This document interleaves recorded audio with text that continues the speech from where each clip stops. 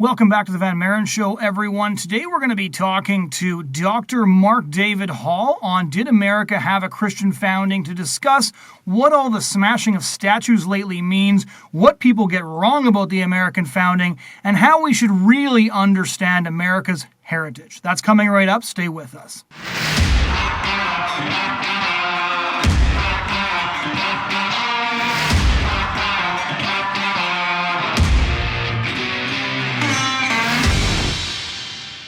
The million-dollar question for today, which happens to be your area of expertise, is Did America Have a Christian Founding? It's the title of one of your more recent books, and considering the spate of statue smashing and things like that we seem to be on at the moment, I was really hoping that you could explain to the listeners and viewers what the origins of America was, what our relationship to Christianity was.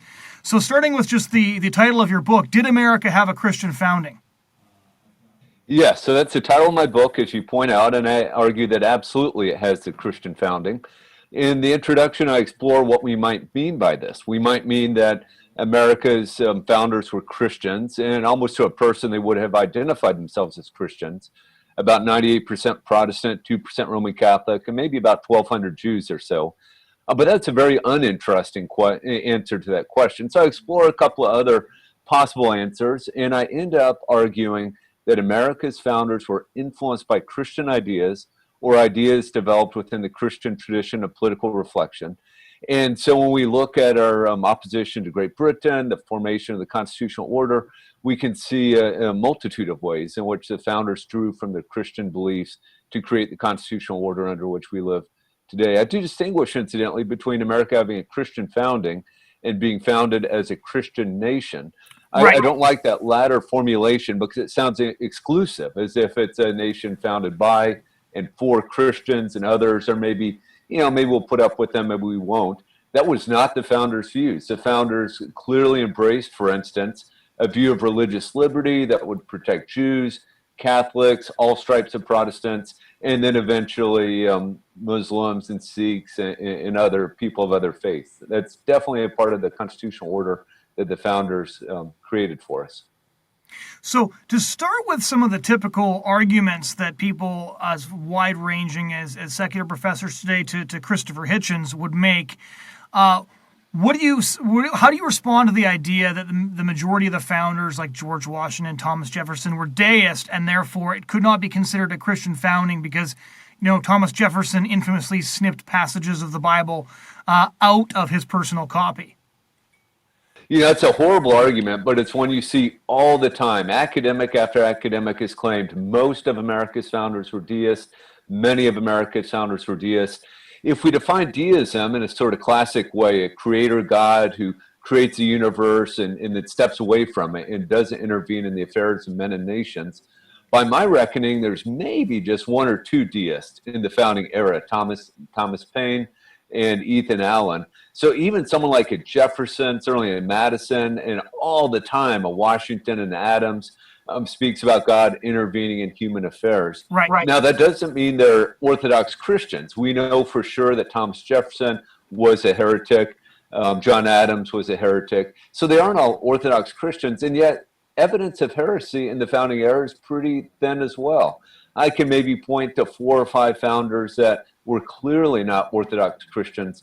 Otherwise, we have a good deal of reason to believe that most of them were, in fact, Orthodox Christians, or we simply lack documents that allow us to make solid claims on either side.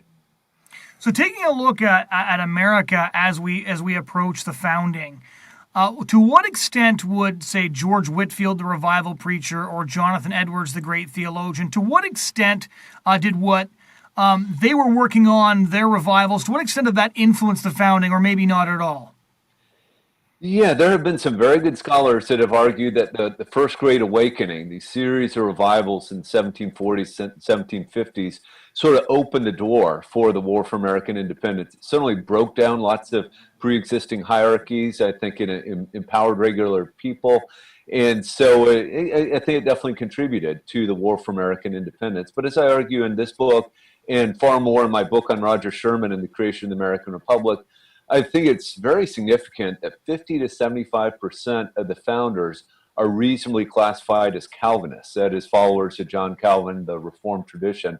And within this tradition, you have a very, very robust resistance ideology that developed early on from Calvin, but then Knox and Ponet and others.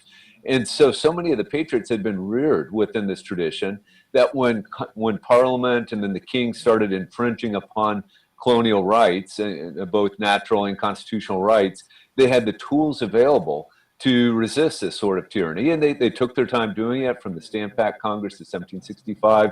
It was 11 years until they ended up declaring independence. But coming out of the Reformed tradition, I think explains a lot about why the American colonies resisted Parliament and the king, and why so many other colonies, Britain had a ton of colonies around the globe, right? Mm-hmm. Many of them just acquiesced. And I think it's this Reformed heritage that explains so much of why the Patriots did what they did.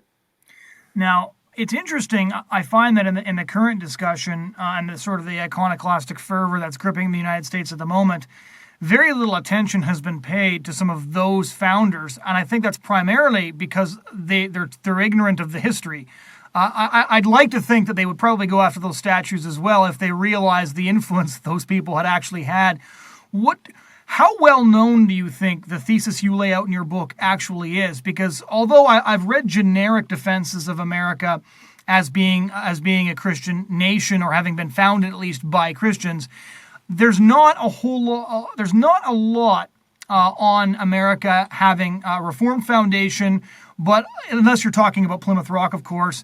And there's far more people claiming, our view of the founding is very much the idea that we were a variation on the French Revolution rather than something that came out of a far more explicitly Christian background.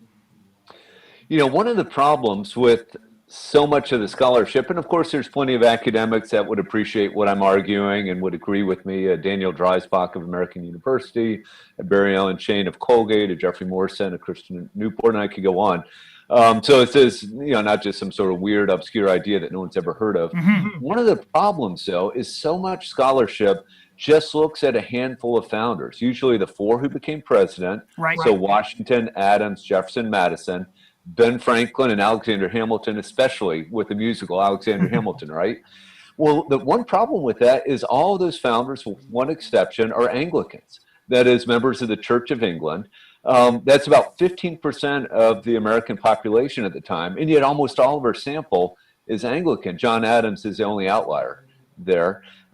As well, they tend to be Southern plantation owners and slave owners. Right. And so this is just a very unrepresentative sample. So let me suggest one of the nice things you see when you turn your eyes from these very important men. I'm not trying to downplay their importance, but when you look at the broader generation of founders, and when we take into account these Calvinists, one of the things we see is a lot of founders who hated slavery, a lot of founders who eliminated slavery.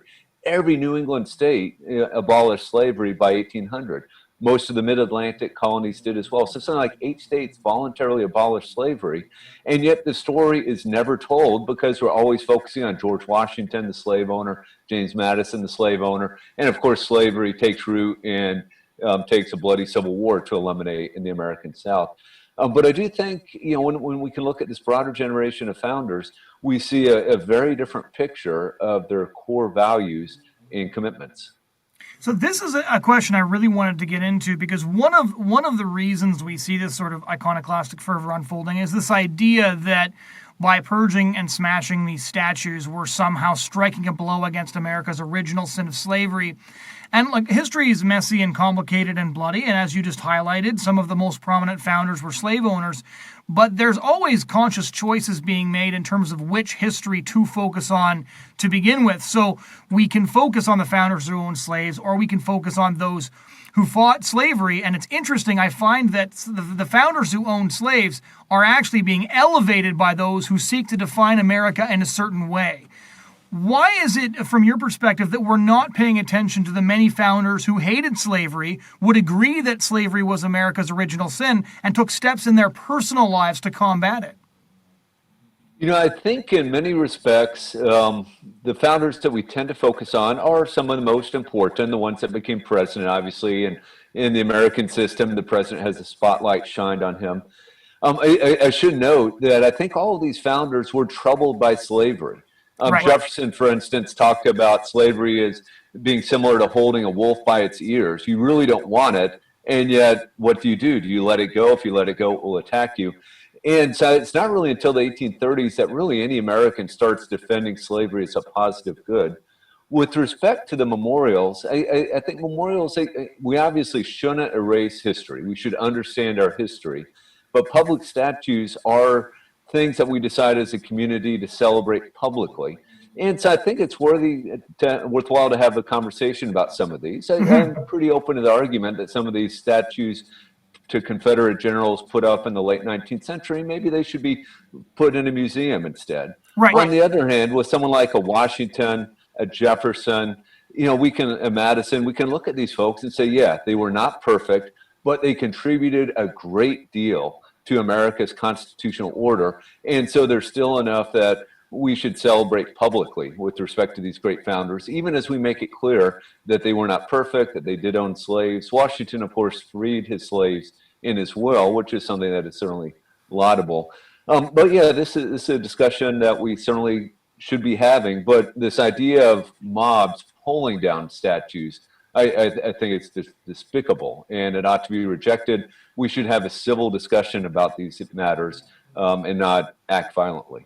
Well, the irony of, I think one of the things that's made it really clear about how difficult a historical purge would be to begin with was the irony of the Washington Post discussing how Washington might need to be purged, seemingly unaware of the fact that they're named the Washington Post and therefore also named after George Washington. Like, the fact that the article was published under the byline Washington Post was a clear piece of evidence of how impossible it is to purge ourselves of these people who, like it or not, did found the American Republic.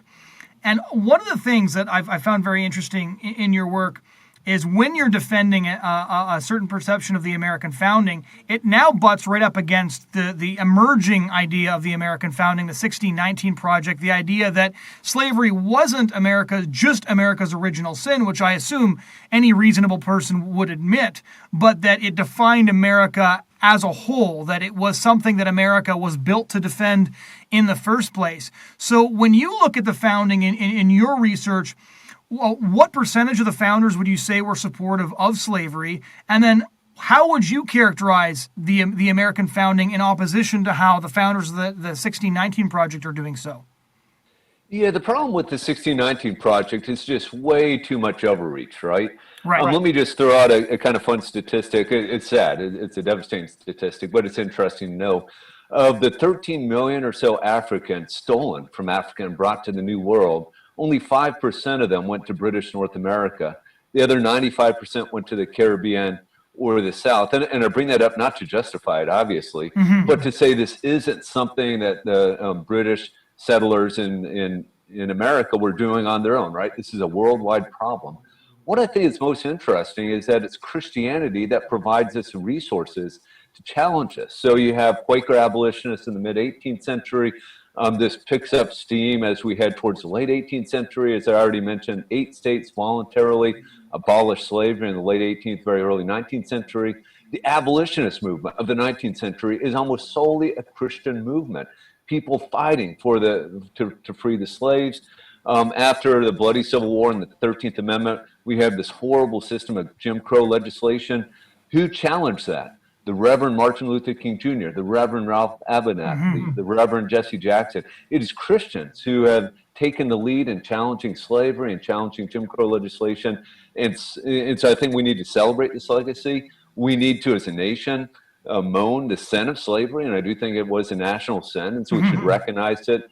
But it certainly is not the defining feature of America. It's just way too much overreach to claim that it is.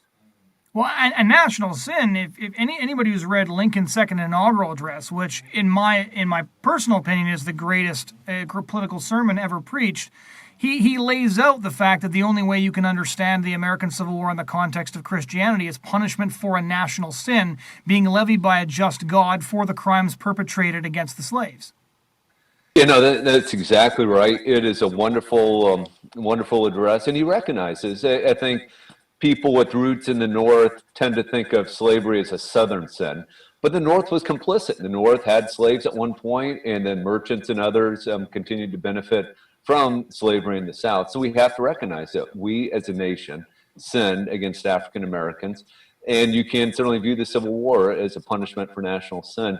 This sort of talk just seems strange, even in many Christian ears, because we tend to think of sin as an individual issue. Right. But the Old Testament seems to be crystal clear that actually nations can sin, nations do sin. God rewards and punishes nations collectively.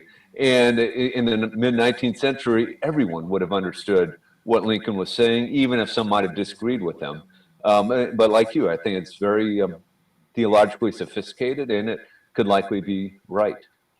Now, when we look at our sort of collective ignorance of history now, it would be interesting to me to know how many Americans can list more than the couple of really prominent founders to begin with, or how many of them knew, for example, that Aaron Burr, who everybody knows about because of the musical, was actually the grandson of Jonathan Edwards, or if they would know who Jonathan Edwards was to begin with. But one of the difficulties is that because we don't understand the complexity and the nuances of our history, it's very easy for people of goodwill to just go along with the current statue smashing, because who wants to defend a slave owner, right? When somebody says that has to come down because they own slaves, a lot of good people will have an instinct of, yeah, well, if he owned slaves, why are we celebrating him now that we collectively recognize slavery to be a heinous crime? There's a picture going around Twitter right now that I'm sure you've seen that it's a picture of the founders, and somebody circled all of the founders who did own slaves. And it is quite a devastating piece of rhetoric for the argument that the American founding was so poisoned by slavery that perhaps we have to accept the idea that it was rotten to the core. What would you say to those who are wondering what to do, who would like to defend the American founding, but at the same time are feeling very challenged by the cultural moment we're in, to say, maybe I was wrong, maybe America was rotten to begin with, and maybe it's time to take all these statues down? How would you defend the American founding to somebody asking that question?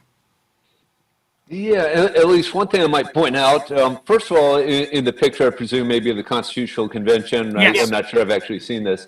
But, we do have to make distinctions. So, for instance, James Wilson, the Scottish founder who immigrated to America, would have been circled. He owned one slave throughout his lifetime. That was basically a household servant in Philadelphia. And then he voluntarily freed his slave. And so I would suggest, we want to look at the individual level. And I'm not even saying that was right. Obviously, it wasn't right. It wasn't right. But he kind of made an attempt to fix the wrong. And it's a world of difference from being a Southern slave owner with a plantation full of slaves out toiling in the hot sun from down. Which didn't really happen until the cotton gin was invented anyways. No, that's right. John Dickinson, at one time, the largest slave owner in Delaware, he voluntarily freed all of his slaves. So I think we need to look person by person. Again, no one in the 18th century is defending slavery as a good thing. They all recognized it was problematic. The only question was, what do you do with it? This debate came up in the Federal Constitutional Convention, and there was a move to say, okay, maybe we should ban slavery. Some of the Southern delegates, without really defending slavery, they said, look, if the Constitution bans slavery, no Southern state will ratify it. No state south of what we now know as the Mason-Dixon line will ratify it. Well, now you have to think, okay, politics is the art of the possible. Maybe the northern states should have just gone and done their own thing. That means the southern states probably would have gone and done their own thing. Who would that have been better for? Would that have been better for the slaves? Probably not. One of the important events in the summer of 1787 is the delegates in Philadelphia learned that the Confederation Congress had passed a Northwest Ordinance that banned slavery in the federal territories that would become states, the states of Ohio, Michigan, Wisconsin, and others. And so they could kind of look towards the future and see a future where slavery was on the decline, freedom was on the increase. And so they made a calculation that having a constitution keeping the 13 original colonies together would have far more benefits, including benefits for enslaved people, than just saying, okay, we'll go do our own thing. As well, our constitutional order does a lot of good things, right? It has done a lot of good things. And I think we need to celebrate those things. So we need to have an honest discussion about slavery, and yet we shouldn't throw the baby out with the bathwater. America has done many, many good things. We've done some evil things. We need to recognize the latter, but but we should celebrate the former. What are a handful of the things, especially it's in this renewed interest for history, where we seem to be getting a lot of things wrong? It's devoid of any nuance or discussion. Nobody who did anything good is ever brought up, I notice. It's only the people who owned slaves that are brought up to begin with.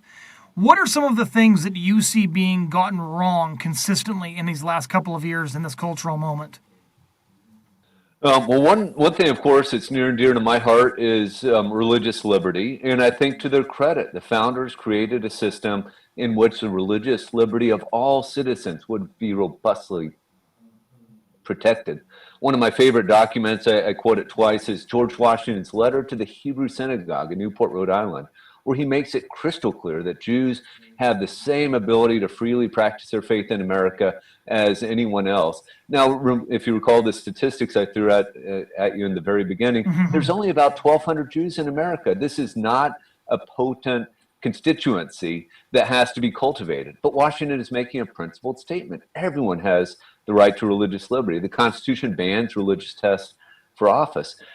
In the late into the 19th and the 20th century, I think religious liberty came to be valued by almost all Americans, by Democrats and Republicans, conservatives and liberals.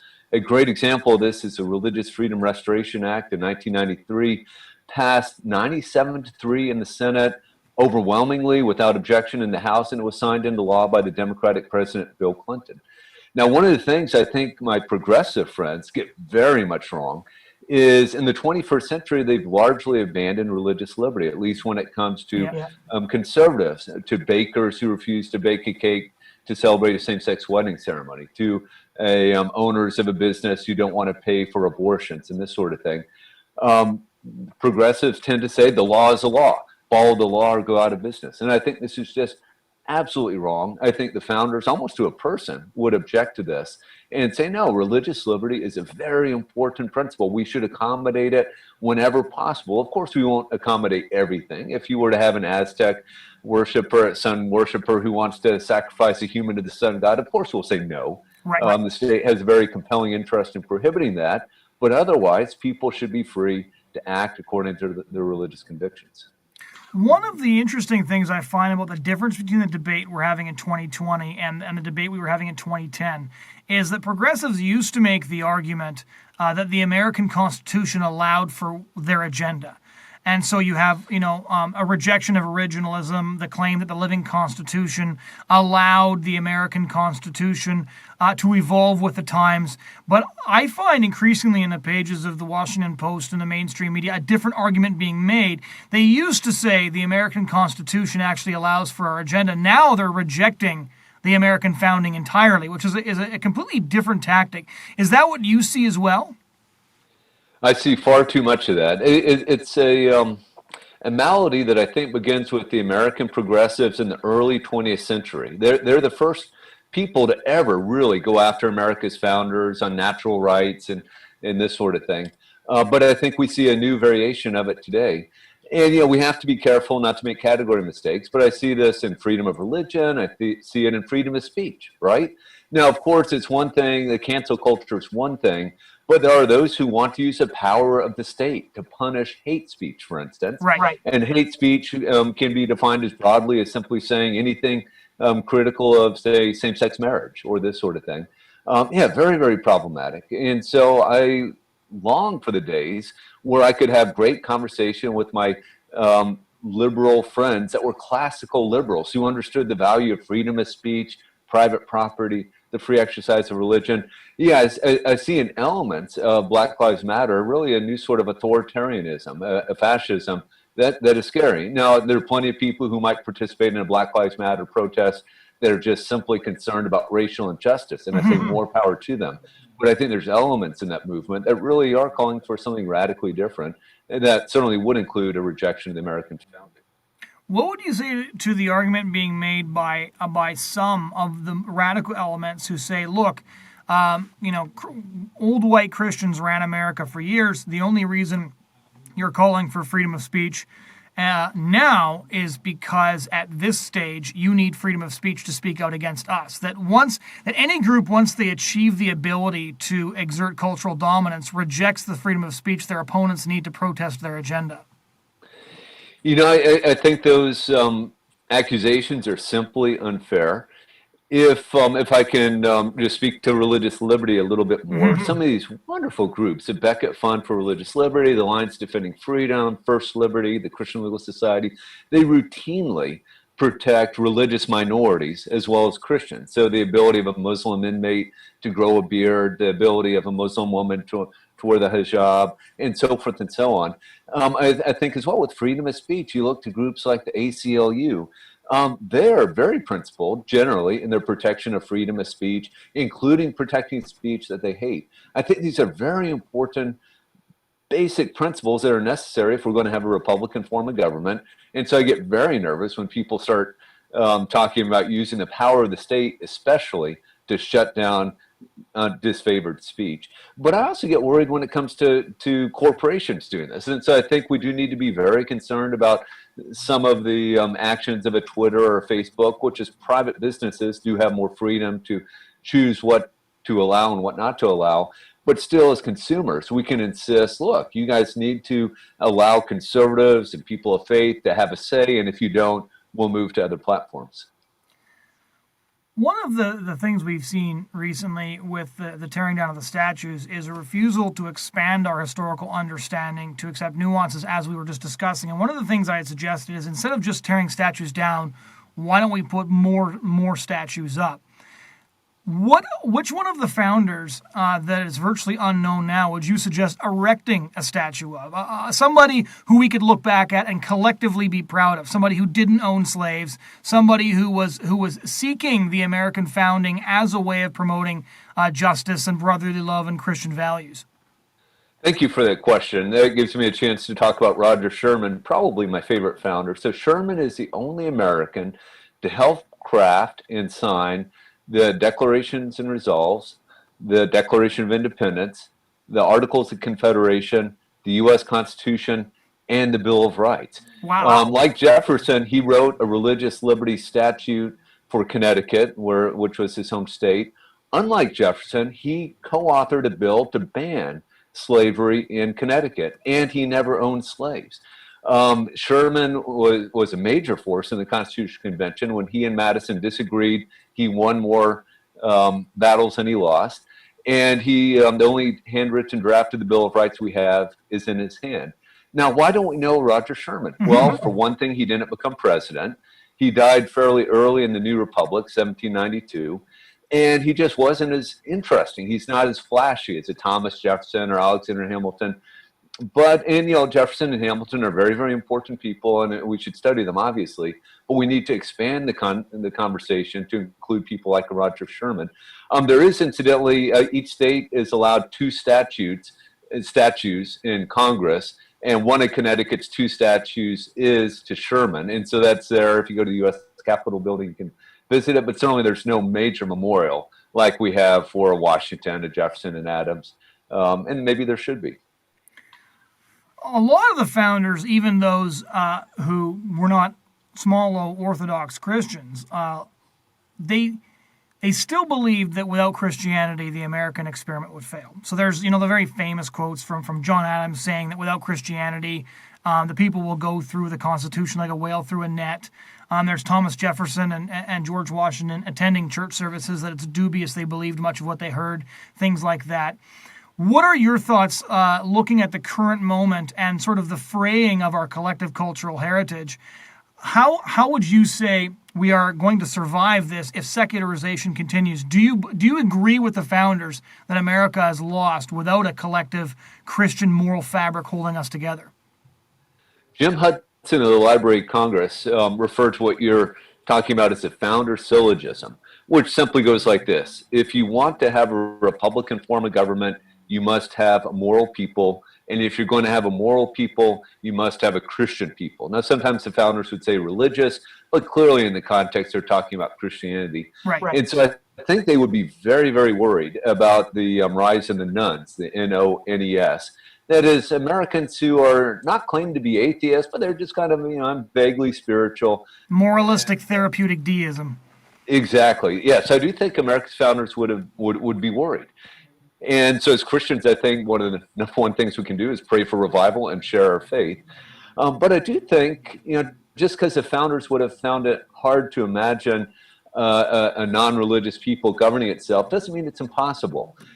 They created a system of government characterized by limited national power, separation of powers, checks and balances. So they aren't simply relying on a moral people. We can look to countries today like Japan, which is very, I think it's fair to say, not religious, right? To the extent to which it's religious, it's sort of a vague Buddhism or Confucianism, but even that's very vague. And most Japanese people, I believe, would identify themselves as not religious, and yet you have a pretty successful Republican government. Taiwan might be another example. So I do think the founders were onto something. I do think they would be concerned if they were to see the turn away from Christianity in America today, but I don't think it's necessarily the case that we're doomed to failure. We might be able to muddle through in one way or the other. That's the argument Ross Douthat makes in his book, The Decadent Society, is that the system the founders created will allow for the gridlock that prevents us from tearing each other apart, basically. I think that's right. Yep. On a few specifics, because I know people always enjoy, hearing anecdotes. What kind of stories can you tell us about the religious nature of the actual Revolutionary Army? Because in both your work and some of my own research, I found that to be a very untold story. There's an assumption that people there speak in Christian terms, even if they're not explicitly Christian, right? Like the atheist Douglas Murray said, even in a post-Christian society, we still dream Christian dreams, is the way he puts it. What was the army of the American Revolution like? Yeah, that's a great question. I'm not sure I can give you the sort of fine-grained detail that you're interested in. I will return to my claim about the importance of the Reformed clergy or the Reformed tradition, that is a Calvinist tradition or Calvinist clergy. It is striking that the Reformed clergy were about 98% supportive of the War for American Independence. Almost none of them dissented from it, whereas among Anglican clergy, it was more like 50-50, which you might kind of expect, members of the Church of England, right? So they regularly preached in favor of the War for American Independence. I imagine, I'm not sure, but I imagine 50 to 75% of the troops were coming out of the Reformed tradition. The other side noticed this, right? King George referred to the American War for American Independence as the Presbyterian Rebellion. And there's several other fun little quotes along those lines that I give in my book. Horace Walpole probably had the best one, that Cousin America has run off with a Presbyterian parson. Yeah, no, exactly right. You have, of course, chaplains in the Army. When Congress wanted to put, I think it was chaplains over the brigade level instead of the regimental level. So you'd have one chaplain over a lot more people. George Washington objected. He said, no, we aren't to have this. Washington encouraged his troops to attend church. Encouraged, not required, which I think is an important distinction, right? Mm-hmm. So there's a recognition that you should be free to worship God or not, according to dictates of conscience. But certainly we want to make it possible for soldiers to worship God as they're far away from home. This is incidentally something we've done from the very beginning. The Continental Confederation Congress provided for chaplains. The first federal Congress provided for military chaplains, as well as congressional chaplains. There's just been a recognition that faith is important. People should be able to continue to worship God when they're far from their home church.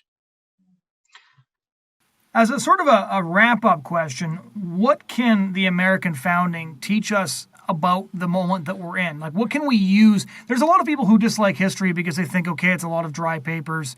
And then, of course, now today, history serves as something that we can hate, and we're united in our hatred of the past. What should we be learning from the American founding, and how can the American founding light the way forward in a both historical and contemporary sense?